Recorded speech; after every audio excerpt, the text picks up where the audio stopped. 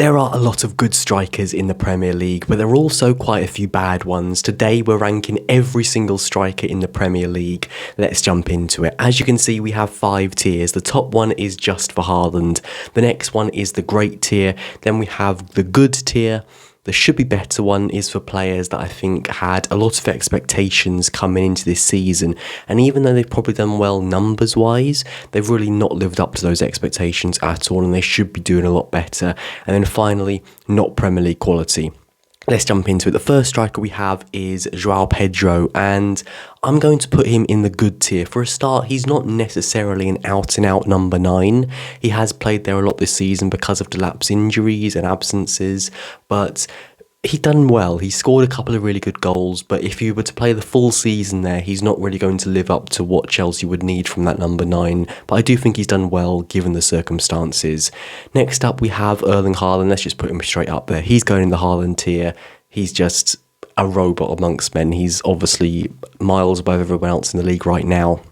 Next up, we have Jean-Philippe Mateta, and I'm going to put him in the should be better tier. He's done well in terms of numbers-wise. He scored a hat-trick against Bournemouth, but even in that game, he missed 3 big chances, could have won it with the final kick of the game. So even when he's scoring hat-tricks, he's still missing massive chances, and that's been a common theme amongst the whole season for Crystal Palace, with Mateta just not really being the same Mateta we saw last season. He's missed a lot of 1v1s. He misses a 1v1, feels like almost every single match. And I do feel like he should be better based on the expectations and the quality of player we know is in there. Gyökeres up next. This is a tough one. I mean, part of me says should be better, but part of me also says not Premier League quality. I liked him coming into the season. I thought he was going to be the missing ingredient that Arsenal needed, but he's just not been anywhere near good enough for what they really needed from that out-and-out striker. I'm putting him in not Premier League quality. Maybe it's a bit harsh, maybe it'll come back to bite me, that prediction, because he could kick on and have a very good career at Arsenal in the next couple of years, but right now, based on the first 20-odd games we've seen, he's not been Premier League quality. Evan Nilsson, and I'm also putting him in should be better, I think.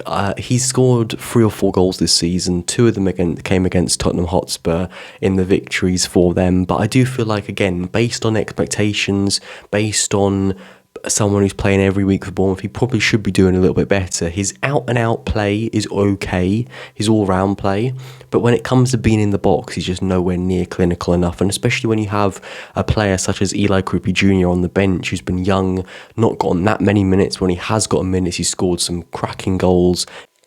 Raul Jimenez, I'll put him in good. I think that for what Fulham need from a striker, he's 33, 34 now, nearing the end of his Premier League career. He's been a very good Premier League striker since he first made his debut for Wolves in the league. He's been very good, and he's just been quite a consistent player, somewhere in that mid-table range. I think he's been good this season. Walt Marta, a new addition to Newcastle. Obviously, the big talking point in the summer was about Newcastle and the strikers, because we knew Isak was leaving for the majority of the transfer window. He eventually did leave, and then it became a question of who do Newcastle replace one of the best strikers with. They went for Walt Marta and Visser. Neither have exactly set the league alight. I think Walt Marta has been significantly better than Visser, but even he's had some issues with this Newcastle team, their setup, and not quite been exactly what they've needed. But he scored some cracking goals. I'm going to put him in good. I think he has the potential to move up to great, but he just needs the team working for him a little bit more. I mean, he scored 3 or 4 really good headers this season, but the Newcastle players don't seem to put in that many crosses when he's on the team, and whenever they do, he tends to get on the end of them. Brian Brobby for Sunderland, we're going over to the other side of that famous rivalry. I think he's been very good. I think they got the perfect timing with this transfer. There's a famous saying, like, don't sign a good player when the stocks are low, and that's exactly what they did with Brian Brobby. He's come in when his stocks are probably at the lowest they've been for a while, because he was at Ajax for a few years. He was a very highly rated wonder kid, didn't really kick on as well as he would have hoped, and then he's gone to Sunderland where for a pretty cheap price compared to the quality of him, and I think he's settled into league very, very well. His hold-up play is very good, the finishes are incredible, and he scored a great calibre of goals as well. Scored a match winner against Crystal Palace, scored that equaliser against Arsenal. He's popped up with the big moments when they've needed him. He's obviously not started every week because they've got Isidore there as well, who's played a lot of minutes, but whenever he has played, he's now started to take that number 9 role for himself, and I think he's done a very good job with it. Next up, we have Igor Jesus, and I'm putting him in goods. I'm putting Bobby in goods, I'm putting Jesus in good. The problem with Jesus is that he's only got the one Premier League goal this season. He's coming in to replace Chris Wood, who last season scored so many and was a massive part of how good Nottingham Forest were. And Jesus just hasn't really replicated that yet. His all-round play is exceptional. His hold-up play is absolutely brilliant. He's come up against some of the best offensive players in the league, and he's made them... His physical battle with them has been very, very good to watch. His hold-up play is very good. He's just not been able to apply the finishing touches very often. I don't necessarily think it's his fault. It's not like he's missing big chances. He's just not really in the right system right now where he's creating those many big chances under Sean Dyche. I do think maybe if Forest went to a front two partnership with another striker, that could work very well with him doing all the work off the ball, the other striker maybe providing the final finish. But I think he has been good for what he's done. Dominic Calvert-Lewin, he has to go in great. He has to, I think, signed on a free transfer. Another player that coming into the season, the expectations were pretty low because the last couple of years at Everton, very injury prone, not the best seasons for him. And the first few games at Leeds, his overall play was good. He wasn't really getting that many goals, but over the Christmas period, when Leeds are fully clicked on, Dominic Calvert-Lewin's been a massive part of that. Scored in quite a few games in a row. The whole system seems to be working right now for him. He's in some of the best form of his life, and it's just really working for him, and it's really working for Leeds as well. He has to go in great. Next up, we have Danny Welbeck from Brighton, and I'm putting him in good. I think he's had a good start to the season. I think, at his age right now, I think he's not got that much longer in terms of his Premier League career. His goals from this season probably were have a solid season, put yourself maybe in the contention to go to the World Cup. If not, just have a good season with Brighton. He's done that exactly. He probably still needs a little bit more in the second half of the season if he does want to put himself in contention to go to the World Cup. But for the most part, I think he has had a good season for Brighton. Scored goals. I'm putting him in the good tier. Next up, we have Ollie Watkins and another English striker. I'm putting him in should be better. I think based on the expectations we had coming into this season, yes, he scored goals, but he should be doing a lot better for the quality of player we know that he is. I was very surprised when it was announced that Donyell Marlon would be leaving Aston Villa. He's 4 years younger than Ollie Watkins. I personally think Marlon's been better than Ollie Watkins when they've been on the pitch, and selling him really didn't make an awful lot of sense, right? Ollie Watkins is 30 now. He's not going to have that much longer. Donyell Marlon entering into his prime years. Even if Marlon wasn't going to start over Watkins this season, next season it would probably happen. So selling him really doesn't make sense to me, but Watkins definitely should be better. Next up, we have Richarlison. And another player that I think has done well based on the expectations for him. Realistically, I think in an ideal scenario, he would not be leading the line for Spurs this season. For what he's done, he scored some good goals. I'm putting him in the good tier. Igor Thiago, straight into the great tier. He has really set the league alight.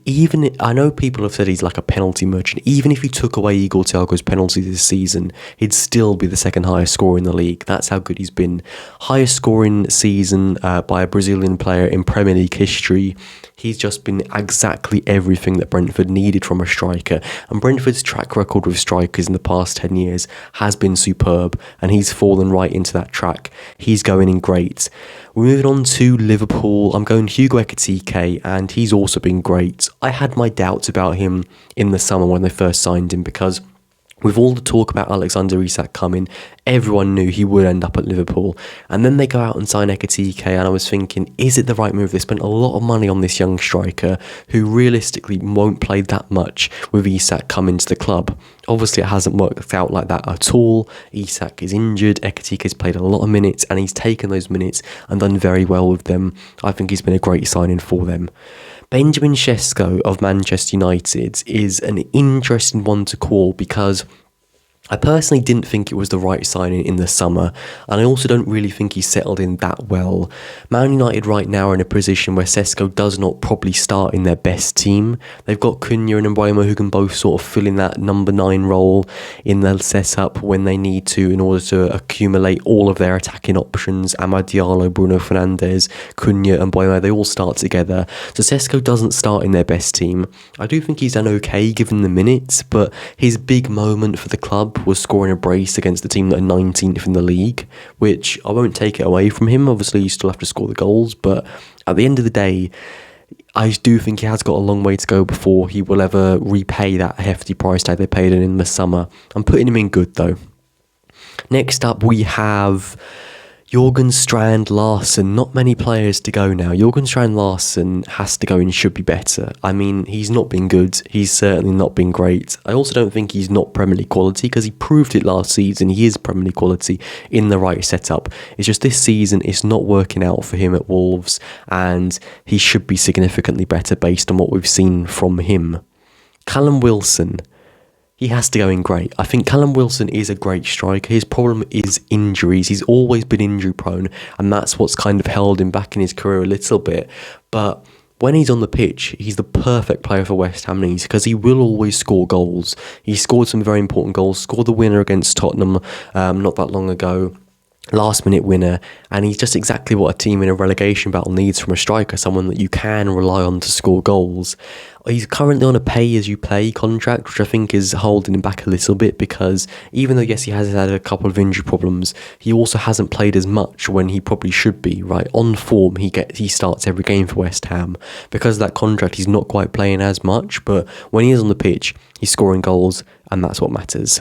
And then we have the final player on this list, Tieno Barry of Everton, and this is a tough one. I'm going to put him in good.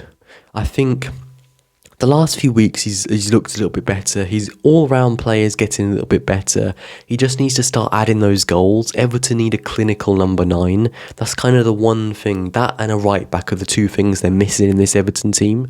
I feel like the other positions, when everyone's fully fit, are all sorted, but striker and right-back still need some question marks there. And Barry, I think, has been good. I think he has been good, but He still needs to just be a little bit more clinical. If he can add in a couple more goals here and there to his game, he will be the perfect player for Everton. Thank you for watching. Let me know your thoughts in the comment section below, where you would rank these strikers. Until next time, Hive out.